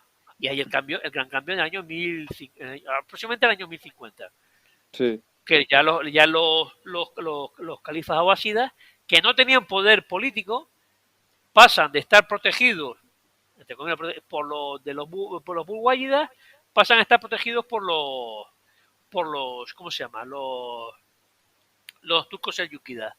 Ujú, Porque en el año 1018, en la época es muy importante, en 1018, algo equivalente a lo que es el concilio de Nikea o el concilio de Calcedonia para los católicos ortodoxos, un califa abásida intenta recuperar poder político y lo hace a través de la religión. El ujú, califa era una figura religiosa, pues estaba simbólica, bueno, como el emperador en Japón antes de la revolución Meiji, tú tienes tu referencia política religiosa, ya está. Pero ujú, él quiere tener poder político y lo va a justificar a través de convirtiéndose en guardián de la fe sunita, un momento de debilidad de los ujú, bobayidas que se están peleando entre ellos, y dice, pues yo asiento primero una carta en contra de los ismaelitas, en la cual recoge muchos chiitas, duodecimanos, participan de esa declaración conjunta en contra de los fatimíes. Estamos hablando del principio del siglo XI, ¿no? Del sí. año 1004 al 1018, porque va por fase. Primero Mm, contra los ismaelitas, y entonces muchos chiitas, que no son ismaelitas, apoyan esa declaración. Luego, contra los chiitas, contra los mutacílicos. Entonces, se supone que todas las escuelas sunitas están de acuerdo con ella. Y luego es contra los hanafíes, contra los hanafíes. Y exijo al Sí. final que todos sean jambalitas. Al Mm, final, la carta la carta Cadiría, que es del califa, de 1118, dice que todo sunita, prácticamente todo sitio tiene que seguir la ideología de Ben Hanbal y de los hadices. ujú. Y ya cuando llegan Importante. los 30, 40 años más tarde los Soyúquidas, convierten eso como obligatorio. Ya se marca el canon sunita bajo Ujú. la influencia ideológica de los jambálicos, que todavía Sí. no son una escuela jurídica, pero sí es la escuela de pensamiento predominante, Ujú, impulsada por el califa Al-Qader, que es de año principio del siglo XI. ujú. Y es como se asienta ya bueno, lo que se llama, porque luego viene en ese siglo, después del Corán y después de los hadices, viene el consenso de los sabios. Claro, Sí. el consenso, es como todo, dice, ¿el consenso de quién? Y es el consenso historiográfico, y al final son dos historiadores los que están de acuerdo, el resto de historiadores Mm, están en contra. Cuando hablan mm, de consenso historiográfico o el consenso de la ciencia, no, mm, será de una parte de los científicos dicen otros científicos dicen otra cosa, pero son, mm. son palabritas que se utilizan hoy en día. O sea, esto lo digo para recordar que no es que en aquella época fuesen más tontos o menos, no, es que en aquella época se utilizaban los mismos conceptos, las mismas excusas, digamos, supersticiosas, o que quizás no sea la Sí, palabra sí, adecuada, que se sí, utiliza hoy en día, que dice el consenso de los historiadores o el consenso de los científicos. Venga, hombre, no, es consenso de unos cuantos científicos y hay otros científicos que dicen otra cosa completamente distinta. mm, O distinta no, o algo diferente, con matices. O sea, muchas veces utiliza la palabra consenso es una excusa para decir, no, yo me quedo con esto y ya está. Bueno, pues tú mm, sigues el consenso de esos dos. Es mm. que me decía porque el otro día dijo aquí un ministro hablando del consenso de historiadores para justificar la ley de memoria democrática, pero bueno, pero es que no, porque hay consensos son un poco historiadores que sí siguen esa idea, o tú dices otra cosa contraria. Tú no puedes, o sea, que es como para que que tú no puedes atacar el consenso, no, el que atacas el consenso, aparte de otra cosa, primero, el consenso no está el consenso, y aunque hubiese Mm. consenso mayoritario, eso no te obliga a seguirlo, porque bien puede estar equivocado, sobre todo por la tendencia que tenemos de seguir la corriente que creemos dominante. Claro. Bueno, Y llegamos al presente, si se puede, después de toda esta historia cronológica que nos ha dado sobre el Hadith, saltando un poco más rápidamente al día de hoy, en el que aún encontramos que existe muy asentada esta ciencia del Hadith, que no sea realmente, porque yo no conozco muy bien el tema de los hadiths como para poder hablar, pero sí sé que se nota que sigue viva y que sigue trabajándose en ella, pero ¿quién controla hoy en día esta ojo, ciencia? ojo. La recuperación de los hadices, o de la ciencia de los hadices, es una cosa de un siglo a esta parte, de finales del siglo XIX y principios del siglo Sí, XX. No nos creamos que en el siglo XVII, XVIII los hadices fueran tan importantes. Aparte porque estaban conectados. Entonces, en Senegal era una cosa y en Marruecos, depende también de qué zona de Marruecos, claro. era cosa distinta. En el Gran Atra se seguía una cosa y en el Rif otra. Es, es en el siglo XX, perdón, cuando se Ujú, establece una especie de recuperación. ujú. Claro, basando en la nostalgia, lógicamente, hay que entenderlo. O sea, gran parte de los pueblos de mayoría musulmana, árabes, sobre todo, o países como Senegal o Mali, que no son árabes, pero están colonizados por los franceses. Entonces, Sí. o Marruecos, o Egipto por los ingleses, y están bajo la embestida del Imperio Británico, o el Imperio Ruso, o el Imperio Francés, sobre todo estos tres grandes imperios, bueno, también un poco Italia, pero Italia como un imperio menor, pues claro, ante esa y bajo un imperio otomano que cada vez pues, está pues, que pierde la Primera Guerra Mundial, la tendencia es mucho es decir, bueno, vamos a recuperar, nosotros fuimos antaño un gran imperio, o sea, fuimos una Sí, sí. potencia, una civilización muy potente y tenemos que y volver a aquella época. Y Mm, entonces es cuando el salafismo y el neosunnismo aparecen como y crean vamos a ir a la fuente, a los orígenes y mm, establecen como que lo auténtico, lo verdaderamente musulmán es el cuerpo de los hadices, mm. que ¿De hace qué un zona siglo geográfica la sale? inmensa mayoría de los musulmanes, ¿eh? ¿De dónde Sí, sale? dime. de dónde sale, de dónde se produce esta revisión de los hadices? No, revisión no, intenta recuperar los hadices como el cuerpo, que es donde se tiene que recuperar el Islam. Esto hay una universidad, la Universidad del Cairo, es un punto importante. Ellos ya tenían digamos, esa enseñanza. Lo que pasa, Sí. claro, era cuestión minoritaria, no la mayoría de la gente ni seguía, no, era cuestión minoritaria, pero la Universidad Al-Azhar del Cairo es la que impulsa, junto con los saudíes, que hace un siglo, bueno, hace 99 años, es cuando conquistan Meca y Medina, y el hecho de apoderarte de Meca y Medina, que por cierto hacen unas masacres tremendas, o sea, no es una ocupación en la cual masacran a una parte de la población de Meca y Medina, y otra gente sale huyendo. Esto no se recuerda, pero la conquista que se puso en 1922-23 fue una barbaridad. No, o sea, no es que conquistas militarmente, no, es que hacen una masacre en la población y mucha gente sale huyendo. Pues claro, pero claro, el hecho de tener Meca y Medina en poder, tú te conviertes en guardián de los otros lugares y eso te da un prestigio enorme para mucha gente. Inevitablemente, es como tener el Santo Sepulcro.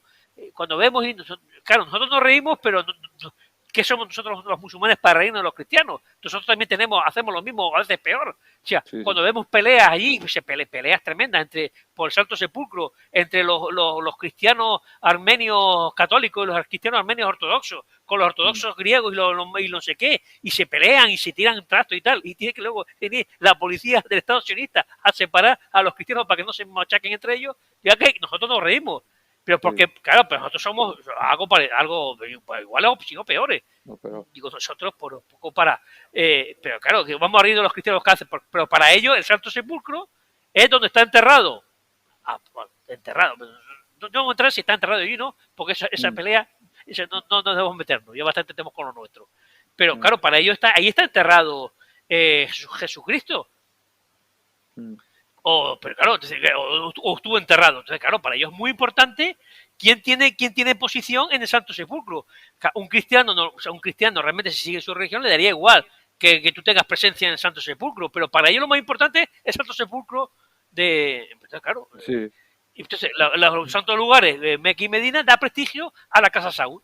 Y la Casa Saud, lógicamente, financia una ideología, no porque crea en ella, estamos hablando de un poder político. A ellos les da igual la ideología. Como está demostrando actualmente el que manda en Arabia Saudita, que es el príncipe MBS, Mohammed Ben Salman, le da igual.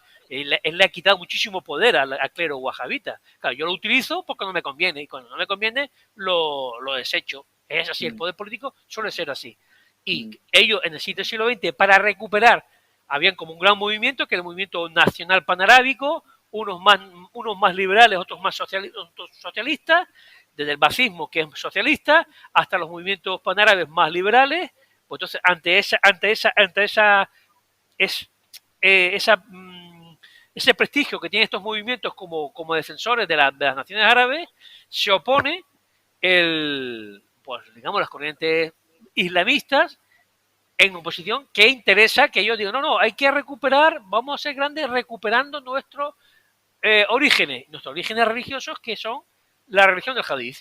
Y es cuando se ponen, se vuelven a actualizar, se actualizan, se establecen una serie de parámetros de hay que volver al pasado, a este pasado que ellos idealizan, que en su momento, que seguramente apenas casi nadie seguía, sobre todo al corpus ideológico establecido en lo que es el imperio mameluco de los mamelucos egipcio-sirios, que se establece en el siglo II, a partir del siglo XIII, efectivamente, cuando se vence a los mongoles.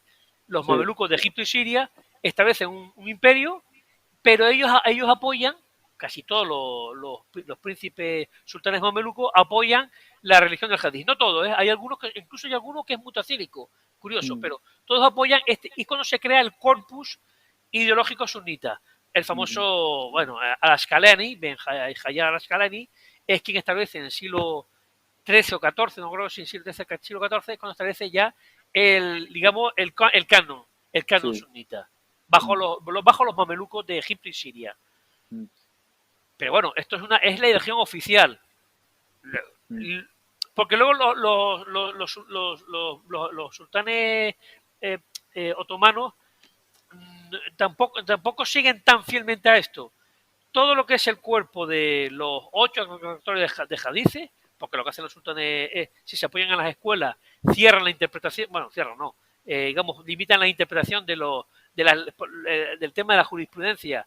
Y claro, pero claro, los jurispuristas bajo el Imperio Omeya, bajo el Imperio Otomano, siguen muchas veces sus tradiciones, sus propias tradiciones, aunque se digan Hanafi, aunque oficialmente sean los Hanafi o los Safiyes, ellos siguen sus propias líneas, se llaman Hanafi, a lo mejor no siguen tanto la escuela, pero ellos siguen sus propias para dirimir conflictos legales, comerciales, penales, pero siguen su propia jurisprudencia. Pero no se basan tanto, sino se basan en unos hadices seleccionados por sus maestros, nada más, o los que ellos se lo hacen, pero no todo el cuerpo de hadices. Pero la elevación a los altares de los hadices se produce en el siglo XX, principalmente. Cuando te dicen, no, los sunitas siempre han pensado así, mentira. Los sunitas pensaban de forma muy distinta, y un sunita de Rabat pensaba de forma distinta de un sunita de Dakar, aunque eran los dos malikis, pensaban de forma distinta, digo, que al ideario religioso a la cual ellos escribían era diferente. Para que en el siglo XX se haya unificado o uniformizado un aparente pensamiento único que diciendo que esto es lo que se había expresado siempre así. No es así, de ninguna manera. Claro, que lo venden así como algo único, y como sabemos hay de escuelas, una ciencia incluso. Exacto.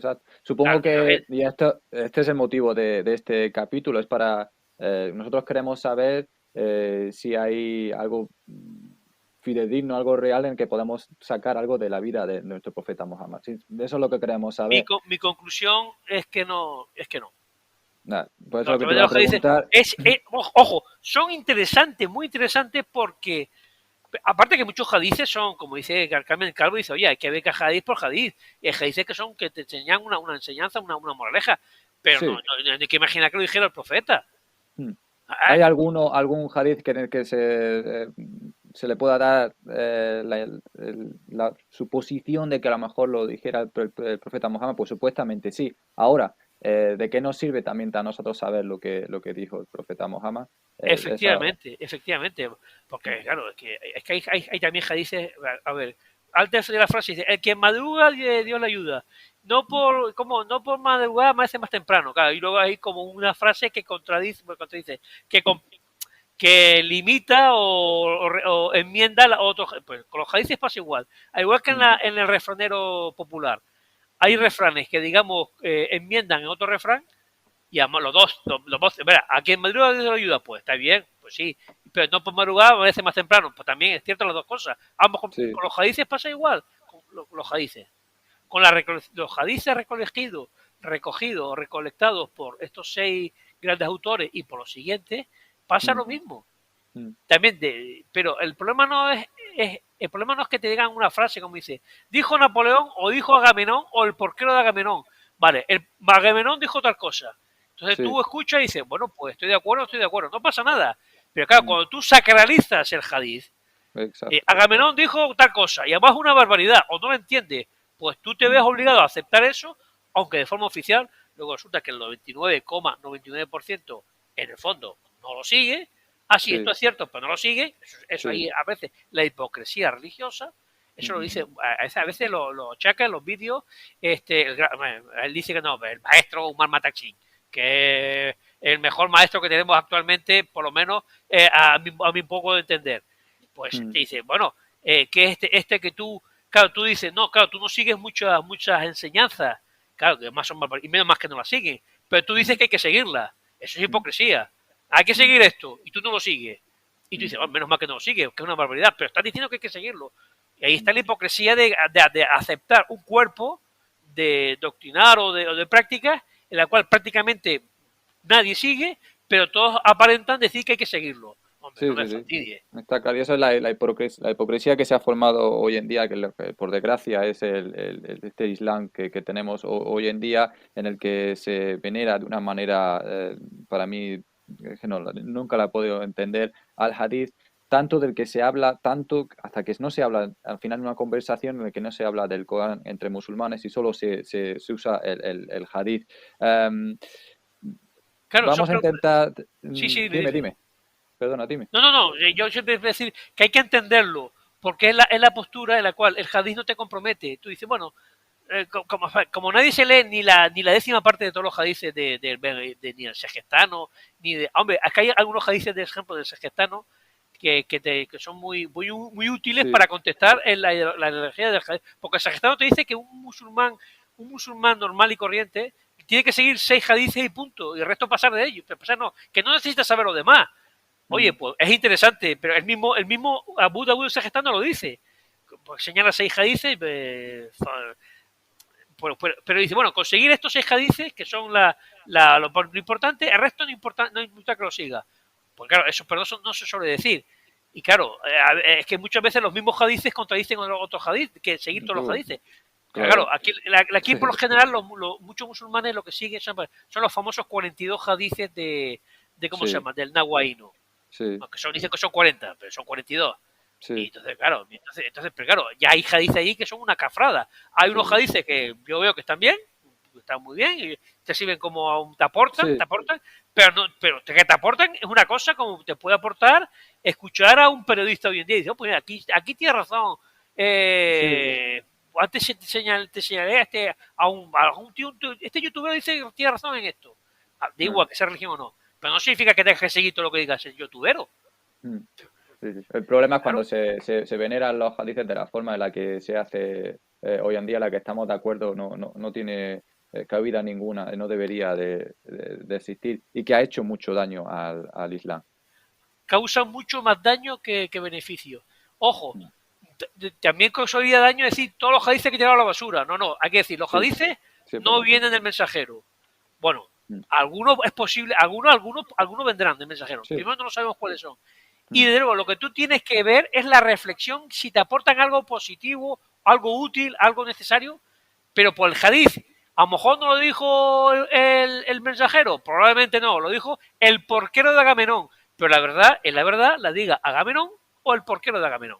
ujú, Pero por eso, mm, no porque lo dijera Agamenón o el porquero de sí. Agamenón. Mm.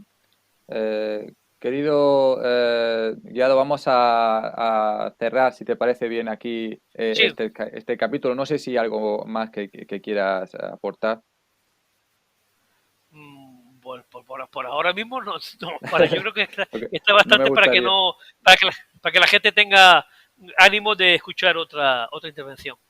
Claro, yo creo que como bien sabéis todos, se podría hablar de esto días y horas y horas y horas sobre los hadices. Tampoco hemos analizado los hadices en sí porque no era el motivo. El motivo, el que ya me ha respondido, era el saber si al que nos tenía este especial de decorando es el saber si se puede de verdad conocer y si queremos a la figura del profeta histórico a través de los hadices.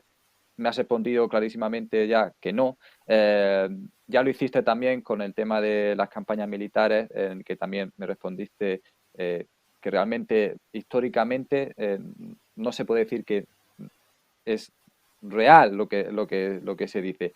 Lo tenemos, sí, puede ser que a lo mejor lo dije, también, pero Sí, como para tomarlo como un dato fidedigno, real, no se puede un tocar todo historiador nunca lo tomaría. No, aparte de un historiador, hay historiadores muy serios que no tomaría. Yo puse el ejemplo de este hombre, de este historiador, novelista y de cuento histórico, que Sí, era este famoso del siglo segundo después de Cristo, romano, ¿cómo se llama? sí. Suetonio, Ujú. que escribió la novela, las 12 vidas de los Césares, 12 Césares, ¿no? Vidas de los 12 Césares. Y he dicho que gran parte de lo que cuenta ahí es puro cuento aparte de difamatorio, sobre todo sobre los 11 después de Augusto. Pero Sí, claro, digo porque había un interés político, aparte de vender sus libros, o de que se conozca su obra, porque que él quería desacreditar a la primera y a la segunda dinastía imperial. porque era un servidor, un alto funcionario de la tercera dinastía imperial, que por cierto es la que mejor fama tiene, la dinastía imperial romana. Y claro, tú dices, bueno, hay un interés político de desacreditar, porque es que el poder, un poder se asienta muchas veces, no solamente porque tú referencias, que yo pertenezco somos descendientes del tercer reportero de hadices, Abdullah Ben Arabas. Eso es digamos, en positivo. Pero muchas veces tú asientas tu poder en negativo y tratas de desacreditar, y los hadices también han servido para desacreditar posiciones, pensamientos de otros, simplemente por historias que aparte que no tengan fundamento, no justifican que una forma de pensar o de actuar sea negativa, simplemente a través del relato, ¡pum!, lo desacredita. Yo creo que queda claro. Obviamente vamos a tener que hacer en este especial sobre el Mahoma histórico un tercer capítulo, en el que yo ya te comenté que sería basándonos en lo que leemos en el Corán y que se puede sacar como un dato, digamos, histórico de la figura del profeta Mahoma. Para este tema, para este capítulo, ya me comentaste que preferías, a lo mejor por desconocimiento exacto del Corán, no hacerlo, si no me equivoco. El Corán, aparte nunca me he estado... ¿qué indicaciones del mensajero? Porque no apenas lo veo, ¿eh? Claro, claro. Por eso lo que tenemos, y vamos a intentarlo hacerlo, es con el hermano Umar Matantasin, al que te invitaremos también cuando esté hecho esto, a escucharlo para ver lo que él nos puede decir, porque eso es lo que queremos sacar al final. Va a ser un especial de 3 capítulos que podemos confirmar ya, los 2 primeros en el que tú, de la mejor manera posible, que no te lo voy a poder agradecer suficiente, nos has tratado los temas de las campañas militares, hoy de los hadices, y nos queda un tercero para ver si, aunque ya sabemos la respuesta, si del Corán se puede sacar algún dato del Mahoma histórico, en el que lo haremos, si todo sale bien. Está planeado hacerlo con Umar Matantasin. Una cosa que acabo, es que algunas cosas que se sacan aparentemente del Corán son interpretaciones posteriores que no están claro que se refieren al profeta. Sí. Ojo. Pero es que luego un hadith te dice que se refiere al profeta por esto y lo otro. No lo sabemos. Sí. Pues nada, querido guiado, muchísimas gracias de verdad por estos 2 especiales. Estoy seguro que en el futuro nos volveremos a cruzar nuestras voces aquí en Decorando, porque para nosotros siempre es un placer contar con tu colaboración. De verdad, muchísimas gracias. Obviamente esto lo vamos a colgar pronto tanto en el podcast, en el YouTube, y va a ir acompañado, lo intentaré hacer de la mejor manera posible, como fue el primer capítulo, con todos los textos que tú me has ido enviando. Lo voy a intentar poner también en la pantalla para que los lectores, porque al final es casi 2 horas de 1 hora y 40 minutos más o menos para ser al final de vídeo, y se puede hacer un poco, te puedes perder si no tienes la información, claro. El esquema escrito es mucho mejor. Claro. Pues lo intentaremos hacer así. De verdad, otra vez, muchísimas gracias. No te lo puedo... muy agradecido. Gracias a ti, que es el que lleva el programa, demonio.